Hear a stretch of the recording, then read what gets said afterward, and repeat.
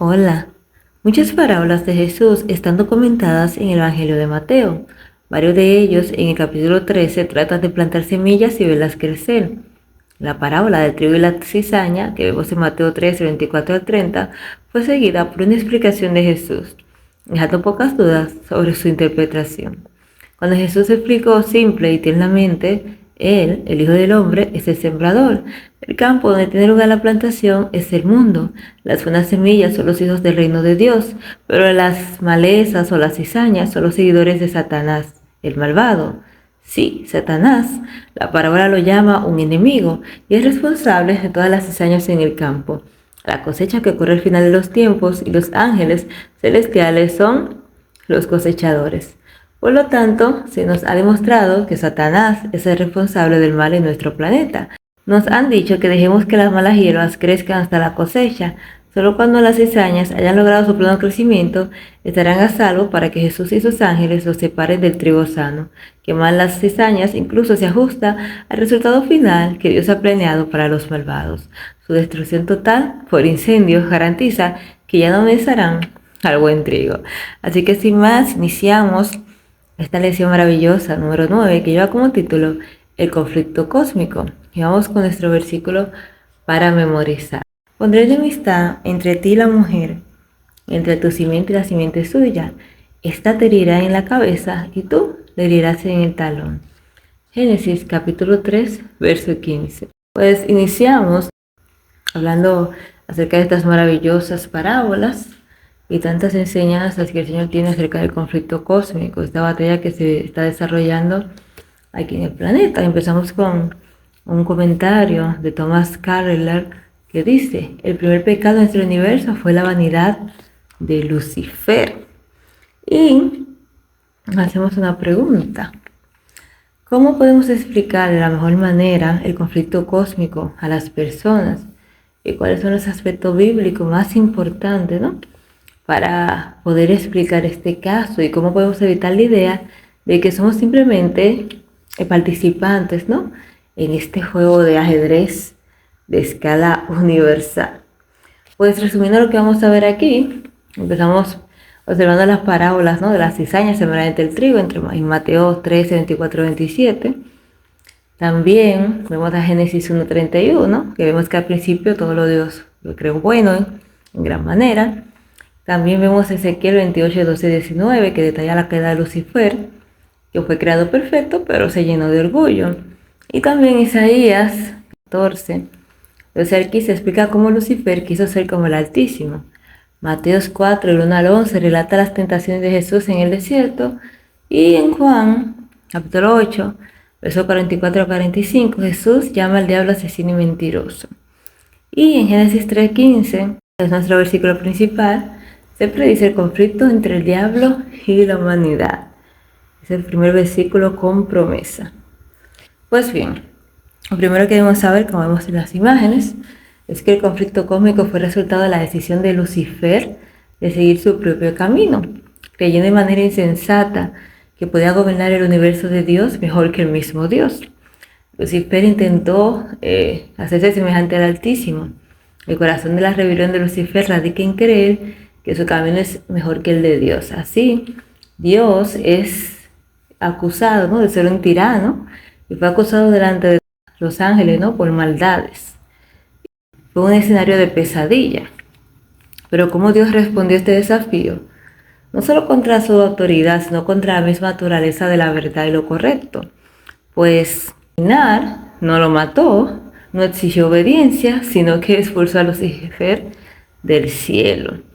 Y tuvo toda la oportunidad de demostrar su carácter y sus métodos, tal como nos dice en Lucas 10, 18. Y les dijo: yo vi a Satanás caer del cielo como un rayo.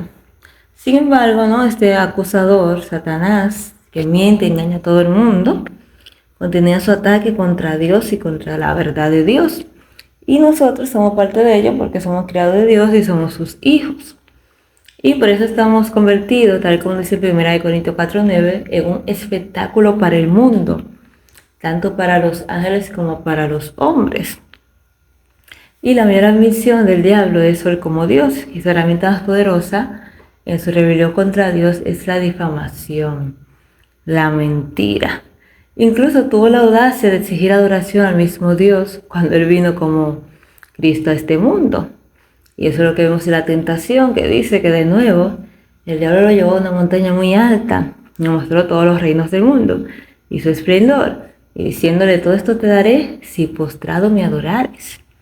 Y como escribió Goethe, un famoso escritor, el diablo es un egoísta y está completamente consumido por sí mismo y por sus ambiciones egoístas hasta el punto de falsificar toda verdad para alcanzar su objetivo. Es el padre de la mentira, el asesino de la verdad desde el principio. Satanás ha sido asesino desde el principio, no se mantiene la verdad porque no hay verdad en él. Eso es lo que debemos de saber. Cuando miente, habla su propia lengua, porque es mentiroso y padre de la mentira, tal como dice Juan 8:44. Y en Isaías 14, Ezequiel 28, revela la naturaleza de la rebelión y el desafío al gobierno de Dios. Un desafío que solo puede ser respondido mediante una demostración. Que esto ha llevado a una guerra en el cielo, que el cual vemos, ¿no?, cómo ha transcurrido. Sin embargo, este conflicto sobre cómo opera Dios y cómo usa su poder es fundamental para entender el mal en la buena creación de Dios y por qué todavía estamos aquí. Hay personas que dicen: ay, pero es que yo no soy culpable de lo que pasó en el cielo, que Adán iba ya molido de la manzana. Pero sí está relacionado con nosotros. Y nos hacemos algunas preguntas: pero si Dios es Dios y es poderoso, ¿por qué no interviene? O bien, Dios no es todopoderoso y no puede detenerlo.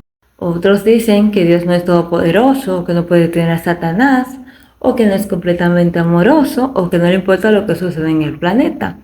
Ese argumento para muchos es muy persuasivo.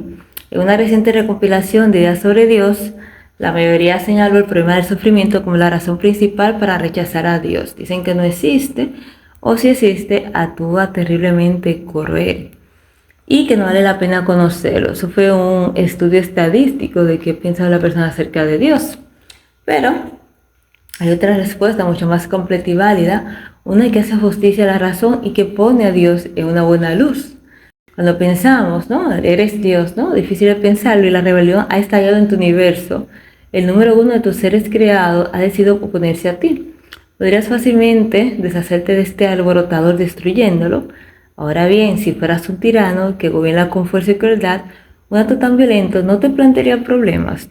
Pero si eres como Dios dice que es, un Dios de amor, que desea el amor entre sus hijos, entonces nunca pensarías de esta manera. ¿Cómo hubieran tus otros seres creado tu acción de eliminarlo?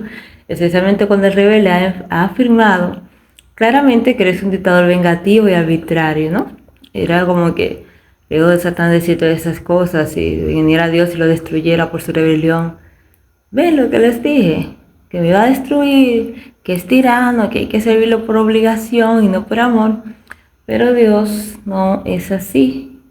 Dios nos dio la oportunidad, tanto a los habitantes de los mundos no caídos como a los seres celestiales y a los ángeles, para que vieran, ¿no?, cómo era Satanás y hasta dónde iba a llegar su dominio, ¿no? Tanta maldad, dolor, pecado y sufrimiento que trajo a este planeta cuando engañó a Adán para coger el dominio y todas las cosas malas que ha hecho, demostrándole, ¿no?, que es un mentiroso y que su gobierno no iba a ser perfecto como él trataba de hacerles creer. A través de Jesucristo y el plan maravilloso de redención se ha demostrado, ¿no?, el gobierno de Dios, que es amor, misericordia y justicia, como lo hemos hablado en capítulos anteriores.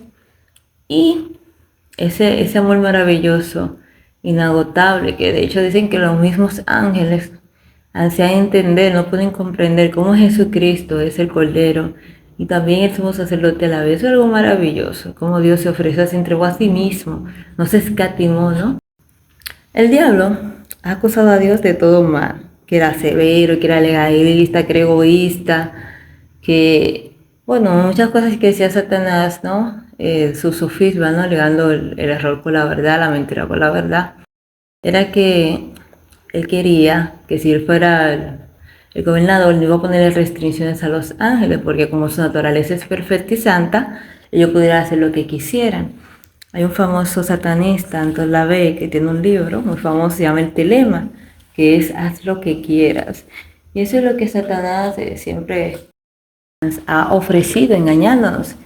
Que hagamos lo que queramos cuando Dios en su ley nos ha dado las pautas para poder guiarnos en la vida. Y nosotros que somos seres tan rebeldes, ¿no? Rebeldes a las enseñanzas y a los decretos, donde escuchamos mandamientos, instantáneamente estamos en rebeldía, en contra, porque sentimos que nos quieren imponer. Pero el mandamiento de Dios es una bendición y protección. Todo se rige por una ley. El sol sale a una hora, se acuesta a otra hora, sale la luna, las estrellas, y vemos, bueno, las horas y los minutos. Vemos las estaciones del año, los días.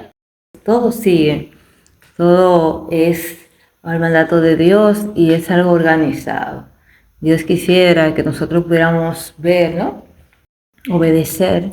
Y es interesante cómo todas las obras de Dios se obedecen, menos los seres humanos. Pero Satanás, pues, ha tratado de que el ser humano se lleve de la rebelión a través de sus acusaciones, su mentira y con tantas cosas distorsionadas sobre Dios. De hecho, de las tantas cosas que vino Jesús aquí a mostrar el amor del Padre, a enseñar a las personas a guardar el mandamiento de la mejor manera, a hacerle guardar la ley como es debido. También Él vino pues a quitar todos esos conceptos que los supuestos, ¿no? Esos supuestos doctos de la ley enseñaban, decían conocer a Dios y enseñaban cosas legalistas y extremistas que no los ayudaban en nada. Pues, hablando de este conflicto cósmico, vemos que Dios ha permitido que Satanás desarrolle su plan maligno para que todos puedan ver hacia dónde lleva la rebelión. Obviamente, como no había pecado en el cielo, no existía la mentira ni el engaño. Cuando Satanás empezó a hacer estas cosas, él utilizaba lo mismo que es halagar, ¿no? Él le decía, por ejemplo, a un ángel, según nos cuenta el Espíritu de Profecía, tú tienes demasiado talento. Jesús debería de ponerte en tal posición en la que tú estás, que tú puedes dar más. Y como ellos tienen ese trato directo con él, y de verdad, pues, él fue un ser creado lleno de luz y de gloria y todas esas cosas. Cosas que Jesús, Dios mismo le dio. Pero él se sintió que él se creó a él mismo. Y muchas veces dice que Jesús lo llamaba la atención. Ya sabemos que nada le sorprende a Dios y Dios lo ve todo. Y Jesús muchas veces dijo, mire, que esto te va a llevar a un camino malo, no hagas tal cosa, no llegues a los ángeles, no hiciste la rebelión. Y él decía que no, para que ustedes vean cómo son las cosas cuando uno está haciendo algo malo, cómo a uno se le ciega el entendimiento, porque es que ya Dios sabía las cosas que Satanás estaba haciendo, le llamaba la atención y él decía que no lo estaba haciendo, él sabiendo que Dios lo creó y que Dios lo sabe todo, y él afirmando que no era él que lo hacía. Es igual como David, ¿no? Cuando estaba con la mujer de Urías. La gente dice, bueno, es que cuando David estaba haciendo eso, ¿no? Se violó prácticamente los últimos 5 mandamientos. Robó, mató, fornicó, mintió, codició. Y eso es lo que nos pasa cuando estamos en el pecado. Nuestros sentimientos son embotados y no podemos percibir hacia dónde nos llevará esa rebelión. Pero el pecado trae consecuencias. Algo que me resulta muy interesante y maravilloso es una parte del Espíritu de Profecía que dice que Satanás codiciaba el trono, el poder, el estatus, la gloria de Jesús. Sin embargo, no codiciaba esos atributos maravillosos que tengo que mencionar. Dulce, noble, puro, benigno, amoroso, misericordioso, clemente, compasivo, amoroso, perdonador y muchos atributos maravillosos. Satanás empezó a suscitar, ¿no?, este descontento. Ya sabemos que Dios es excelso, es altísimo, pero le agradecemos porque en esos atributos maravillosos también habita como el quebrantado del corazón y el humilde de espíritu. Y le agradecemos a Dios que mandó a su Hijo para que podamos orar y que ese Dios todopoderoso y santo pueda escucharnos. Dios está en sus atrios celestiales y pues tenía a Lucifer como príncipe de los ángeles, ¿no? Y tenía ese trato, pues bueno, como no sabían que era malo y se que era maldad cuando eso, todas esas mentiras y esos engaños, ¿no? Toda esa película, esa novela que le montó, ¿no? Que le hizo creer, ellos de verdad creyeron en él, porque lo admiraban, porque no sabían que él podía hablarles mentira y tenía ese trato especial con él. Sin embargo, vemos que todo era falso y lo que sucedió. Hubo un grupo de ángeles que sí se unió, otro grupo quedó en el cielo y otro grupo pues estaba, ¿no? Pero no sabía ay, si le creemos o no le creemos, pero con el desarrollo de esos acontecimientos, ¿no? Que han sucedido, ya los seres celestiales se han dado cuenta de las intenciones de Satanás y cómo ha sido su gobierno y desde que pecó Adán y Eva, la degeneración, ¿no? El dolor, la enfermedad, la angustia, el pecado, el sufrimiento, la desigualdad, la pobreza y todos los males han visto, ¿no? El carácter de Satanás y cómo el gobierno de Dios sí era justo, era misericordioso y que las leyes no eran arbitrarias y que Dios es amor y lo demostró en la cruz. Nuestro Jesucristo, demasiado bueno. Por eso es que dice una cita que aun cuando estemos en el cielo, dice que todavía pasarán años, edades sin fin. No vamos a entender por qué Jesús nos ama tanto, por qué Él es tan bueno, por qué se ofreció por nosotros, por qué nos mira con ese amor tan maravilloso. Dios definitivamente es amor y Jesús es su máxima expresión.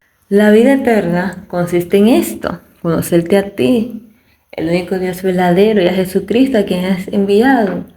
El que me ha visto a mí ha visto al Padre. Eso es lo que nos dice Juan 17:3. Al igual que Jesús, quien lloró mientras estuvo en la tierra, Dios llora no como un ser impotente, sino precisamente porque tiene el poder. Sin embargo, pues todas estas acusaciones de Satanás, ¿no? Deben demostrarse delante de, en este conflicto cósmico, ¿no? Que es un reverde. De hecho, dice otra cita, el Espíritu de Profecía, que aún ya al final le van a preguntar a Satanás y a los ángeles que por qué hicieron eso, ¿no?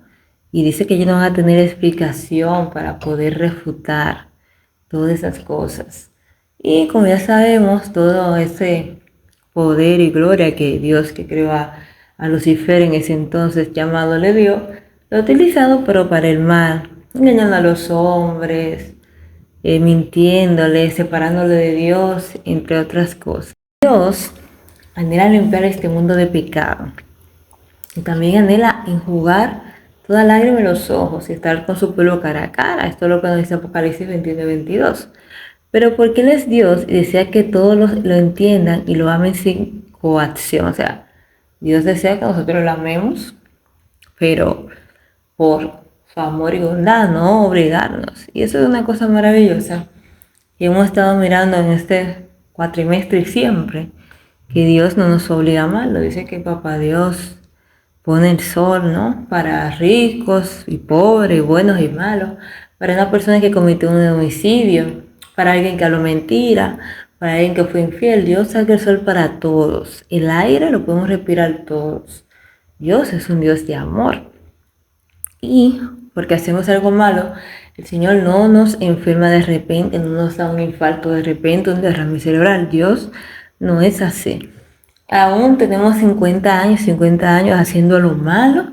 Dios no nos maltrata, Dios nos da la oportunidad de que en el momento que sea poder arrepentirnos. Dios quiere que lo amemos, pero no por obligación. Y por eso Él no destruye a Satanás al instante, para que la persona pueda ver que Él es un mentiroso y hacia dónde le van a llevar sus acciones. Si Dios hubiese destruido a Satanás, iban a decir qué cosa, que Dios puede destruir cualquiera, que hay que adorarlo sí o sí, porque si no, pues, ¿no?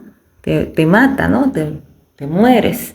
Y entonces iban a adorarlo con que con temor. Eso es como que nosotros, ay, no, ore, ya Dios me va a matar. Entonces usted va a pasar el día entero orando y haciendo cosas, no porque usted las siente, no porque ame a Dios, no, sino por miedo a que Dios lo castigue o lo mate.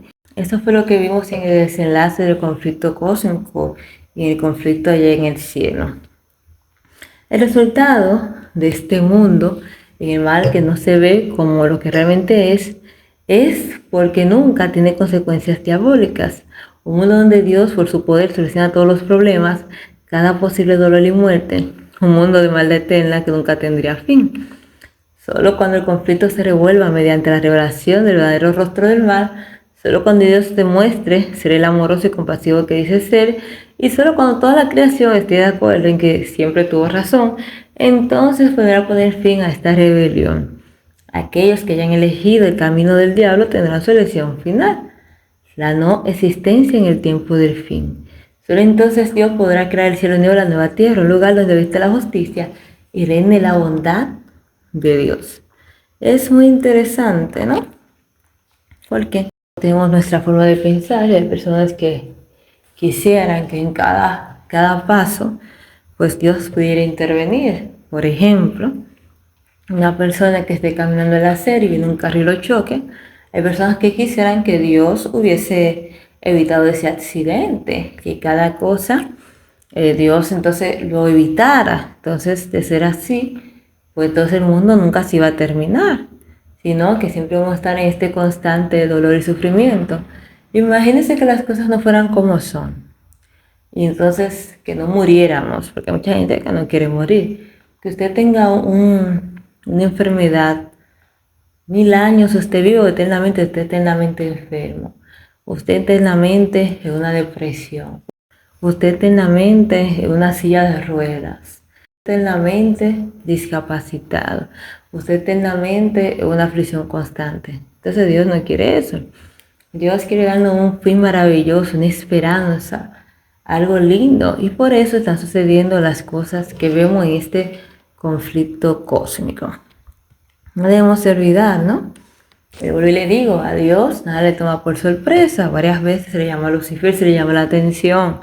Jesús le llamaba la atención, le decía, mira, es que eso que tienes, esa inteligencia, ese esplendor, fue el Padre, o sea, te lo dimos nosotros, para que tú lo uses, pero para el servicio de Dios.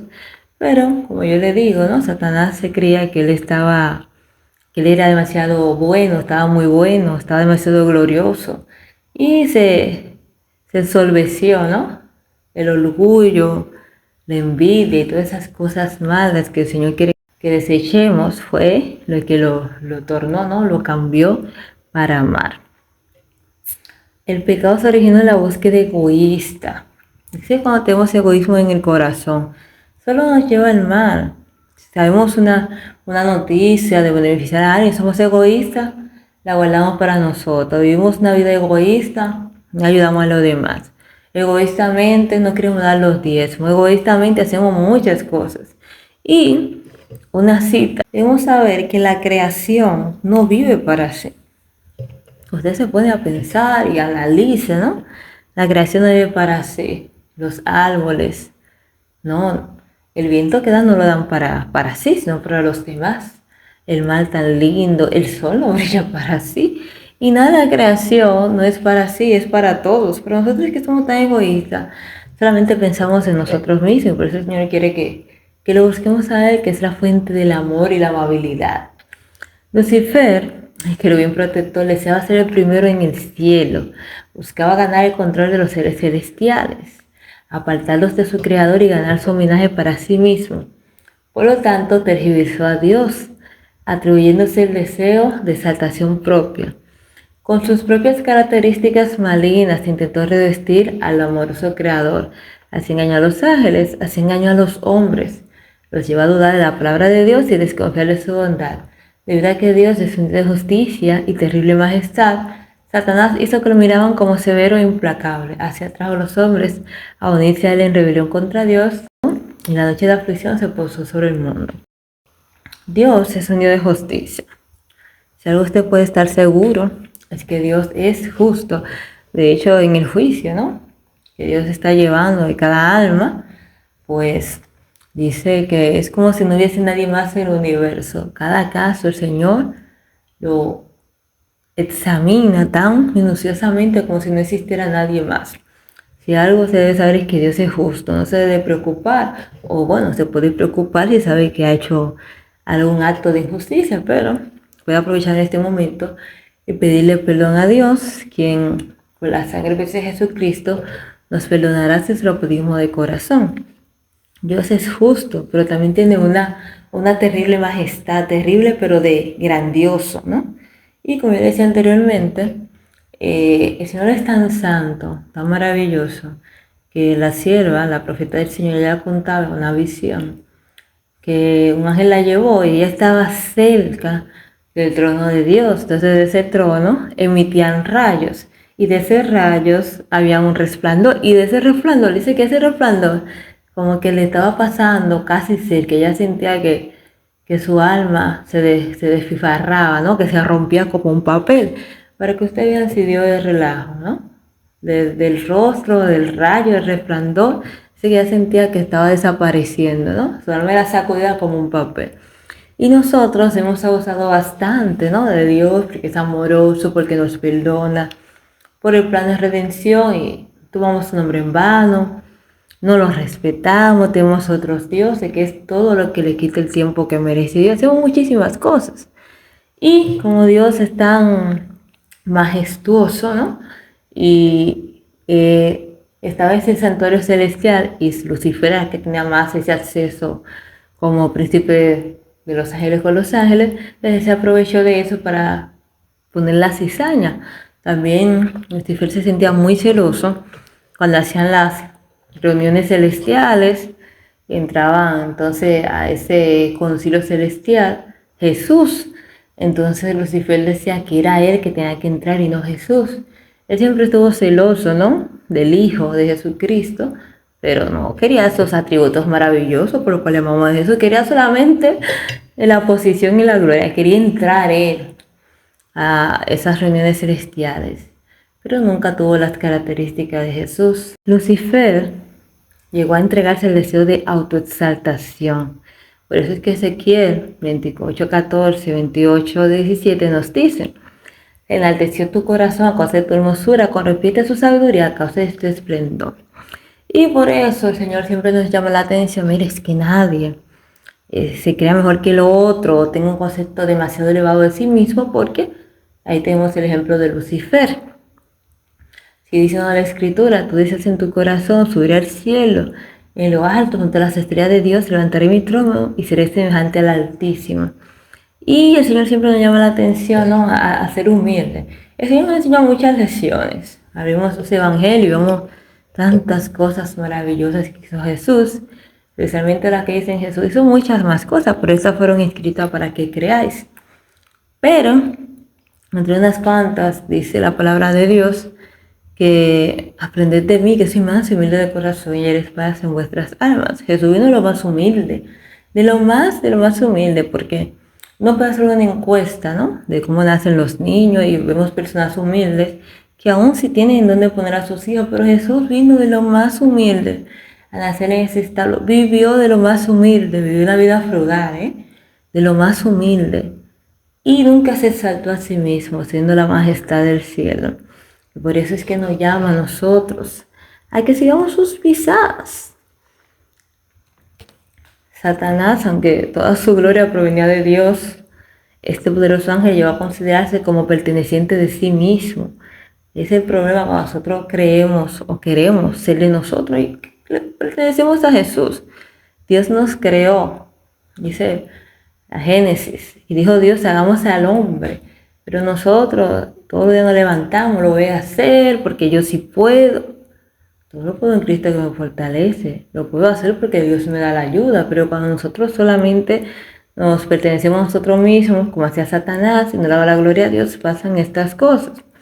Pero él, Lucifer, no contentó con su posición, aunque honrado sobre la hueste celestial, se atrevió a codiciar la adoración debida que solo se merece el Creador. Está interesante eso, ¿no? Porque es que al final, ¿no? Cuando ya vamos a la raíz de todo, nos damos cuenta que todo se trata de adoración.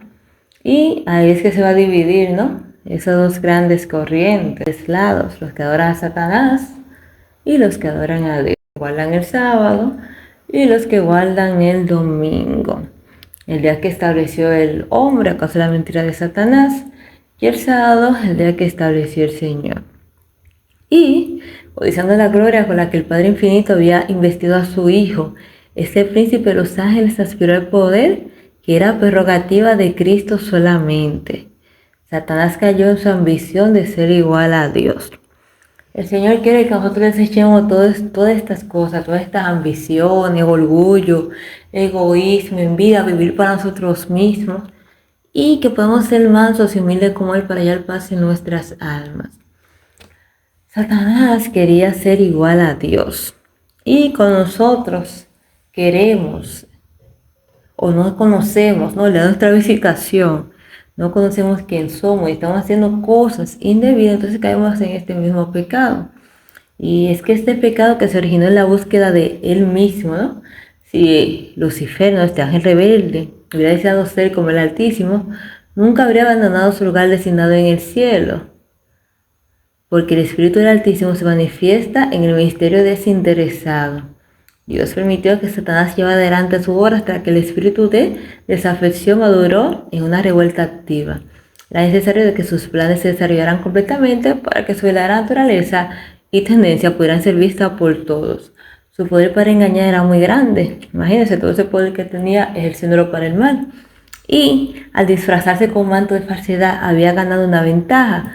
Todos sus actos estaban tan revestidos de misterio que era difícil revelar a los ángeles la verdadera naturaleza de su obra. Era su política confundir con argumentos sutiles sobre los propósitos de Dios. Todo lo que era simple lo envolvió en misterio, y mediante una perversa altimaña sembraba dudas sobre las declaraciones más claras de Jehová. La obra subterránea era tan sutil que no podían hacerse aparecer ante la hueste celestial como lo que realmente era, y así hubo guerra en el cielo, y Satanás fue expulsado con todos los que no quisieron mantenerse del lado de la lealtad al gobierno de Dios. Esto fue una cosa terrible. Sin embargo, dice un dicho que el que no conoce su historia, pues está propenso a repetir. Nosotros tenemos toda la información, toda la historia. Tenemos esta lámpara que no nos permite estar oscura, porque esa lámpara es una luz a nuestros pies y ilumina nuestro camino. Sabemos el pasado, sabemos el presente y conocemos el futuro, porque la Biblia lo dice todo. Y el Señor quiere que podamos cimentar nuestros pies en la única ancla segura, que es la palabra de Dios, para que no seamos engañados y arrastrados. Satanás es un enemigo vencido, que le queda poco tiempo y está buscando a quien devorar, a quien hacer caer, para entonces junto con esa persona que haga caer, pues compartir esa destrucción eterna. Pero nosotros no somos los que retrocedemos para perdición. Claro que no, vamos a avanzar con el poder y la ayuda de Dios, reconociendo, ¿no?, que Satanás es un mentiroso, no cayendo en sus altimañas, en sus tentaciones y en todas esas cosas que nos alejan de Dios. Muchísimas gracias por ver. Hasta aquí el video de hoy y nos vemos la próxima semana con la ayuda de Dios a la vez resumiendo el siguiente video. Bendiciones. Bye.